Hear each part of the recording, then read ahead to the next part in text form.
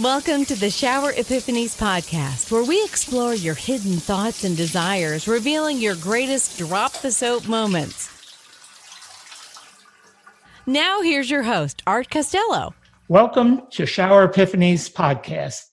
Today my guest is Belkis Clarke Mitchum, and I am so excited to have her here. Let me give you a little bit of information about her. She is a speaker, a coach, does trauma transformation. She's married to a wonderful man named John. They are from the Caribbean. They live in Corpus Christi, Texas now for a short while, I think. She'll fill us in on her story. She has a tremendous amount of faith, and her spiritual wisdom and the life lessons that she's going to teach us today will stay with us for the rest of our lives. Just can't say enough about her. She's lived an incredible life. It is with my pleasure that I introduce you to Belkis Clarke Mitchum. Thank you so much for having me on, Art, and for sharing your space, with your amazing audience. Truly is a pleasure. I'm glad to have you here, and I can't wait for you to tell us your story and see how we can help other people transform and live the life they're meant to live, and have you tell us your story of how you've overcome some incredible odds, just incredible. Oh, it is typical that at the end of the year, I get very reflective. Well, I'm generally very reflective thinking about it, but at the end of the year, you start really thinking back, and I sat down today and, I reflected on the girl I used to be, the woman that I've become, and where I'm looking to go. I grew up in the Caribbean. I was born in the Caribbean, a tiny island called St. Kitts. But I didn't just grow up on a small island. I grew up poor. And it's not that everybody on the island is poor, because that's far from the truth. But I grew up poor. I grew up in a big family, but we were really, really poor. I mean, it was hand-me-downs and the books. Good thing they did not change textbooks very often, because then it was passed down, covered in a nice, thick brown paper that endured. And so it was a lot of hand-me-downs. And I remember I was telling my husband today that I remember there were days when hunger would hit so hard. And so you're squinting to find whatever. And there would be old bread that had gotten hard. And you would dunk it into like milk with water or something that had been stretched with whatever little sugar you can find. And so it would soften it. And basically, that would be a meal that would keep you for a bit, and you go out to play again. And that childhood innocence, though we didn't have much, was shattered, literally just ripped apart when there was sexual abuse, molestation, incest. My earliest memory is like I was maybe about 10 years old or so. Well, that's my earliest memory of sexual abuse, but there were touchings and little forcing you to do certain things, that had occurred earlier than that. And that sent me down a path that would bring about a lot of hurt and even more hurt and more pain and more trauma into my life, into my space. And it made me wonder what kind of person I would have been had that not occurred. But we'll get to that. And I remember it's as if I couldn't laugh, or if I did, it seemed forced or faked. I withdrew into myself a lot. It's as if the spark and the bubble that sometimes I thought was there just couldn't come up. I did not know what happiness felt like. I remember as a teenager, I would look up the word happy, and I could understand intellectually what it meant, but I could not feel it. Later on, I learned to realize how much I had disconnected, disassociated. My feelings were locked away somewhere, and I was just functioning on a level. And I'd become really good at doing what I was told, which is one of the things too that really prepped me for allowing more abuse into my life. When it seemed as if you don't have a voice, if from such a young age, when that voice is taken away, you feel as if you're just meant to serve, to give. So as I grew And I withdraw into myself. The moment any male attention came my way, I was like, oh, maybe this would be the one who think I'm worthy of being loved. So when you got teachers who go like, oh, I remember one incident, I was grade 6, and the teacher said, come with me, Belkis, to the art supply room. We're going to do art. I need you to help me bring some supplies back. So I was like, oh, me? Really? I exist. And I went, and as soon as he closed the door, he tried to kiss me. Mm. And the thing about trauma is that it really conditions you to give in to the trauma or like behavior, understanding what I'm saying. So being abused as a child conditioned me to think, being molested, being touched and forced to either just lay there and take whatever was given to me, that conditioned me to think that is all that I was good for. So when this teacher tried to kiss me, I'm trying to push away, but male, child, stronger. I just went in. I literally switched off the fight. I didn't do it. I remember it's as if the fight just switched off, and I went into the zone where it was just let whatever be, because this is what it is. It is. This is what you were made for. This is what you were created to accept, because I could not begin to understand how is it that every male that come across me, family, friends, whomever, that they would come into your space and everybody just saw you as a sex object, something for their pleasure, their sexual pleasure. So here's this teacher, and I'm like, okay, maybe he wasn't the only teacher that tried that as I grew up, and I couldn't figure out what it is about me that seemed to keep drawing, because it's not like I dressed revealing, because I tried to cover up as much as possible. So I couldn't figure out. I just figured it was what I was made for. It had to be, because if I wasn't putting myself out there, if I was so quiet and shy and reserved, because I did not want anybody to know what had happened with me or was happening with me, I became very reclusive. Like, I read a lot. I escaped through books. That was my salvation. But it wasn't good enough, because several times I tried to slit my wrist or drank stuff to take. As a matter of fact, when I turned 16, the day I turned 16, I was released from the hospital for my first suicidal attempt on my birthday. Oh. And I had several attempts after that, because I couldn't escape the torment, the torture I felt inside. I wanted childhood back. I looked at all the youngsters, youth, teenagers, friends around me. They were so happy. They were so carefree. And I just seemed always as if I was oversensitive to everything. I was always unhappy. I did not know how to take the knowledge of happiness, the dictionary meaning, and connect it to a feeling. I did not know. And I felt just like torn apart, as if emotions were on one side and my intellect on the other, this other person, and I couldn't seem to bridge the gaps. I walked around almost divided with this hole that just go from head to my toes. So it was like a little space in between, never connected. And I struggled with that all through my teenage years. I mean, my grades started to slip. And I was like, why is it that no one seemed to hear me, though I'm crying out? But maybe I wasn't saying the words. I think that I was saying it, but I wasn't. And so I went on suffering. With my mom. My mom moved to St. Martin when I was like 9. And we went with her, but I was old. So we went to school in St. Kitts, but lived in St. Martin. So it was like back and forth between the two islands. And I would beg her sometimes to just come home during the semester, the school term. But of course, she's working and she can't just do that. And so I felt even more abandoned. I just felt like there was no one to hear me. And so I tried to end it, because I couldn't make the thoughts stop, the feelings stop, the depression go away. I couldn't make it stop. At what point did you, I'm almost at a loss for words thinking of the pain, because, I know the pain that I've had in my life is nothing even closely compared to what you've experienced. So I guess my question is for you, Belkis, is at what point and what was the catalyst that brought you from that darkness to the light? Oh my gosh.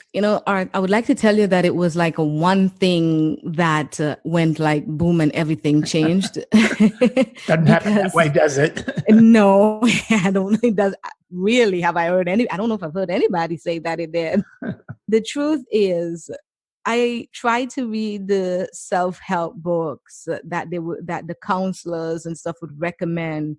But basically, that thing just glossed over me because what I wanted was a real individual to show me that of love, that all that stuff, that forget the sex, that they could see beyond a body, that they could see a person, inner value in me, something that they could say, oh yeah, she's been through this, but is worthy of being loved. So I tried to read those and it wasn't working. So, but then when I was about 15 years, it might have been before that, a cousin of mine moved into our village. I didn't know we were cousins, but we clicked as friends. And he stood with me to today. He stood with me through thick and thin, constantly reminding me that you may not see it today, but I love you, who you are, your spirit, and you will do something great with your life. And I'm here to make sure that you live to do that. He said, he told me, if you ever feel like taking your life, just call me. And he was there. If I called 1:00 in the morning, he would talk with me, even if he got to go to work or have classes or whatever. He has always been there. Mm. And that made a difference. It made me try a little bit because I'm like, okay, here he's telling me something, though I didn't always believe it. I didn't always believe that I said, maybe he just wants me to stick around for himself. I don't know what the case is, so I kept doubting because there were so many odds stacked against what he was saying. Everything else was like, no, that's not how it was. Teachers had otherwise, stepfather, cousins had proved otherwise.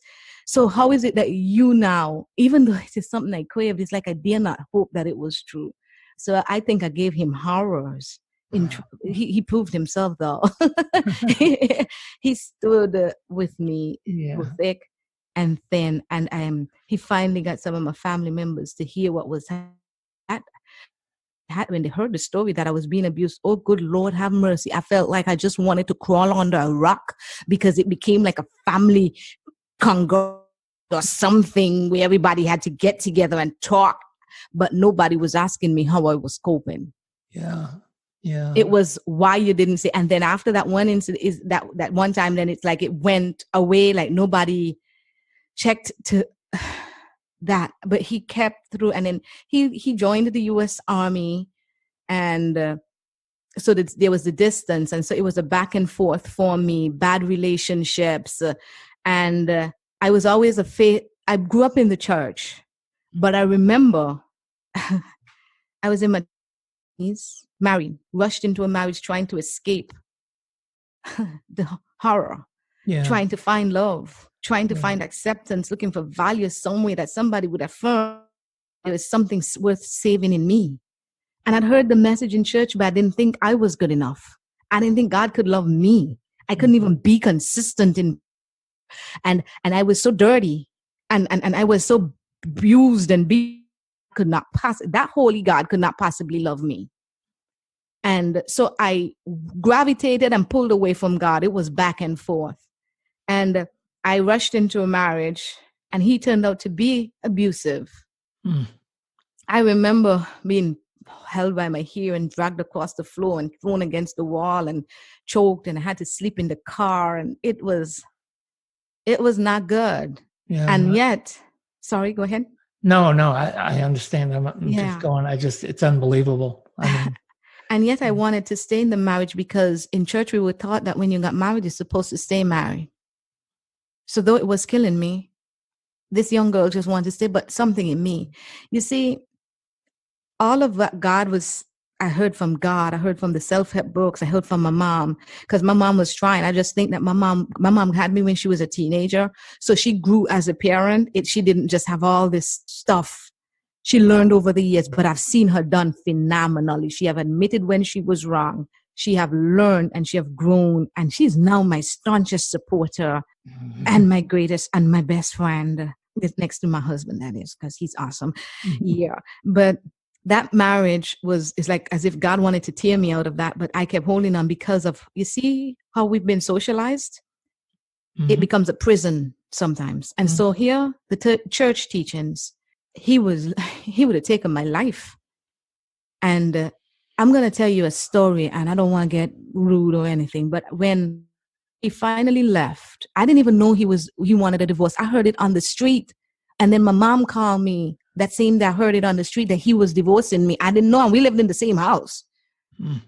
And I went home and I asked him, and he was like, yeah. And if you don't know why, then I won't tell you. I'm like, what kind of closure is this? This don't make sense. And a couple of weeks later, he saw him being nice to me. And I thought, okay, he wants to maybe make up. So we had a sexual intimacy. And right after, all right, he looked at me. He cursed at me, bleep, bleep, picked up his bags that was already packed, walked out, never looked back. Unbelievable. Unbelievable. I sat outside one night under the nice Caribbean sky. I could never forget this. I could hear the ocean, and I could smell the salt on the air. And I sat under that beautiful night sky in a dark corner of the yard with a razor blade in my hand, ready to slit my wrist.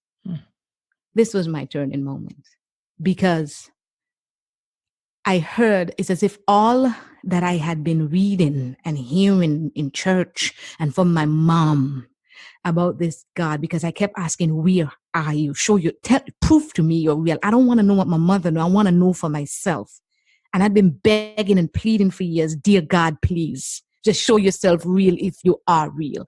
And I felt like he wasn't showing up. But that night he did, because I heard clear in my head, I died for humanity. You don't need to die for anybody else. That's tremendous. I mean, it's, I don't know if you know my story, but I had a conversation with God when I was 9 years old. And when God speaks to you, it is so moving in your soul. It stays with you for your life. But there's so much forgiveness in it and comfort that comes from hearing that. I don't know if it's forgiveness, but there's something in it when we have this epiphany of God presenting himself to us. And we're so, sometimes I think that we have to be so, it's such a point, because, in my world travels and stuff, I've run into people that have been in war and that kind of thing. And it seems like people who experience this despair just open up like a flower to the word, the comforting words of how God speaks to us. And it becomes the catalyst for them to rise up, help others. They always seem to be people who rise up and help others and care about other people. Do you think that that's true in a sense?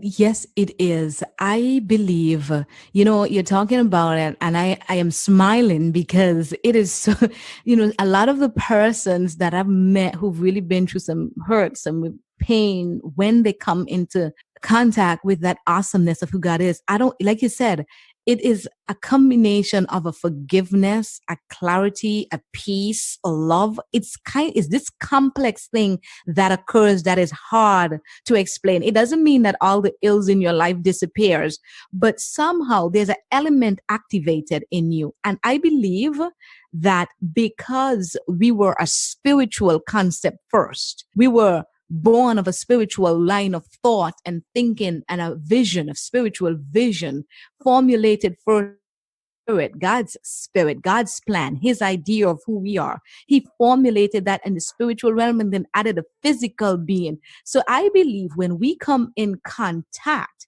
with him while existing in this broken physical world, that original spiritual DNA in us is activated. And I think that is what comes alive when we encounter God. So it is this inexplicable thing that happens. Yeah. But it is as if it's so, I don't know if you would agree, if you felt like it felt natural. It felt as if, yes, this has always been there. I just didn't know. It just felt real right. Yeah, I do agree with that. I think that there is an awakening that happens within you when you believe and you have faith and you really start to believe. It took me, and I'm just going to guess, but I know at least maybe 20 or 30 trips up this mountain that I used to go to learn to believe it. It doesn't happen, like you said, overnight. Nope. It's something that grows and it grows and it grows. And another thing, when you were talking about your cousin being your guiding light at a certain point in your life, when I was in school, I had a teacher say to me these words that just made all the difference in my life. It was my social studies teacher, and he leaned over one day and he whispered in my ear, he said, "Art, you're going to be okay. You're going to be okay. Everything's going to be all right someday, and you're going to be somebody."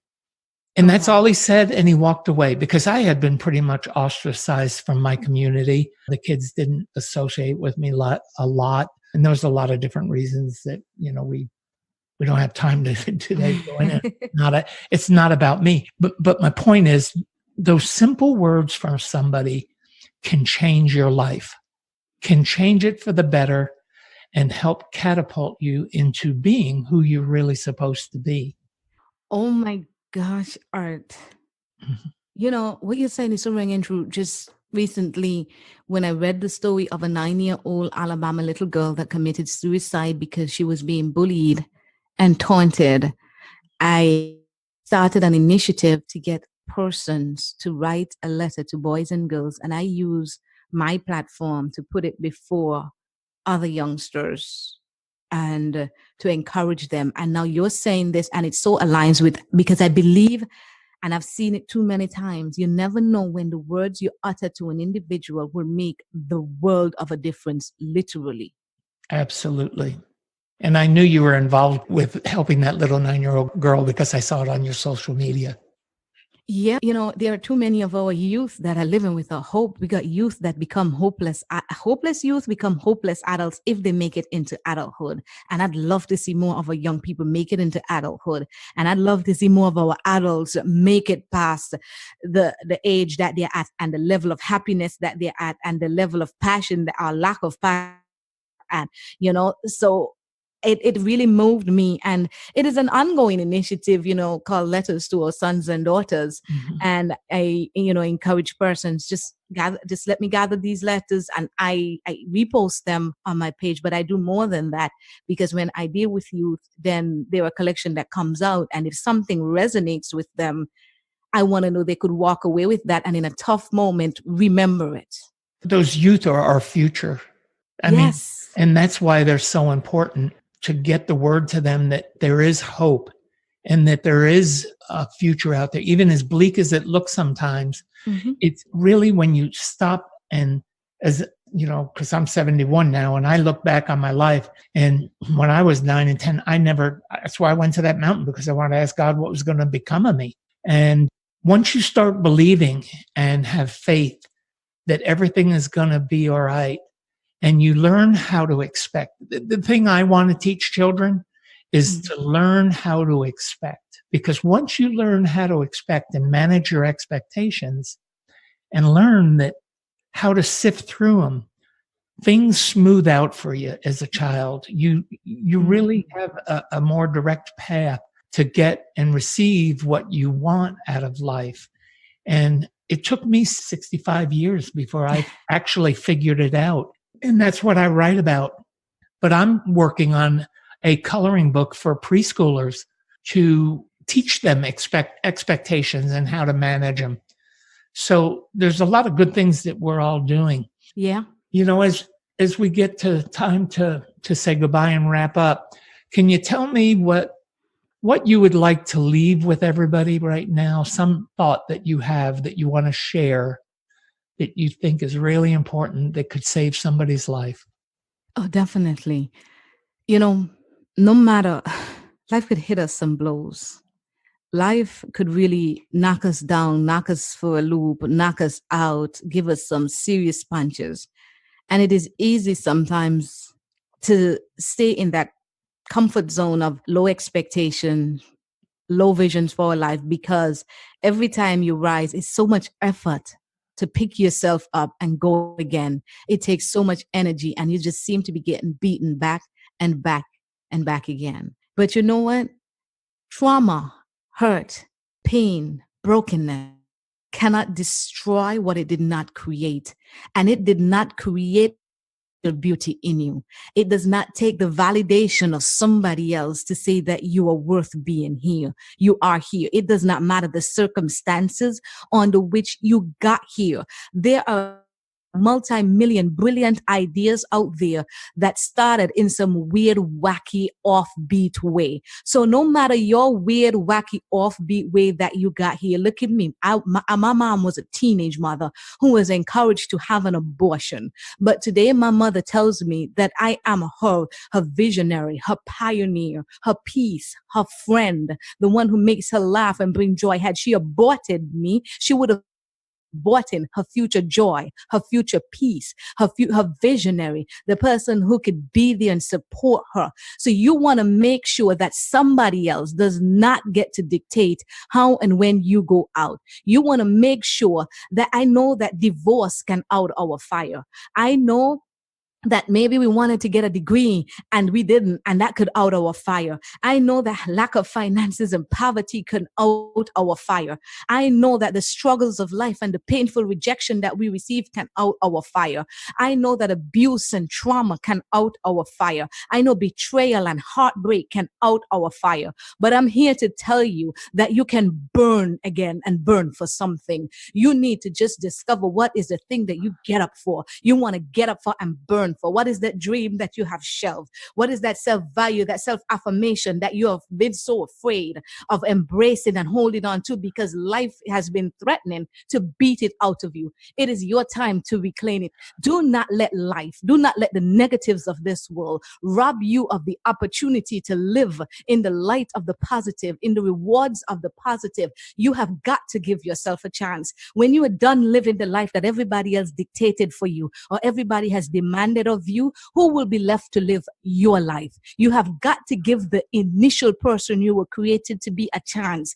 And you weren't here by mistake. And each of us is a marvel in our own way. So it's time for you to step up and burn for something. What is it you want to burn for? And be a marvel in your environment, your specific way, in your little way. It don't have to go according to the dictates of anybody else. It don't have to look like anybody else. People may ask you, who do you think you are? People may try to push you down and keep you locked in. But that is because there is something that disturbs them. And what disturbs them is the great in you. And your great don't need to be a big splash. It could be a tiny ripple that just disturbs things beneath the surface. But as long as you're creating your kind of wave, you deserve to have that. We should not die. It's a travesty when we die having not lived who we were meant to be. Give yourself a fair chance, and it might be tough, but it can get easier. And there is life beyond the trauma, life beyond the pain, life beyond the brokenness, life beyond the poverty, and you can live beyond it. Preach it, sister. Preach it. Oh. Woo. Man, I'm so proud of you. I'm so proud of you. You just said it so eloquently, and it is my heart, Art. I know it is. To know. I know. Can you tell us what is on the horizon for Belkis and where we can get a hold of you and anybody that wants to share with you can find you?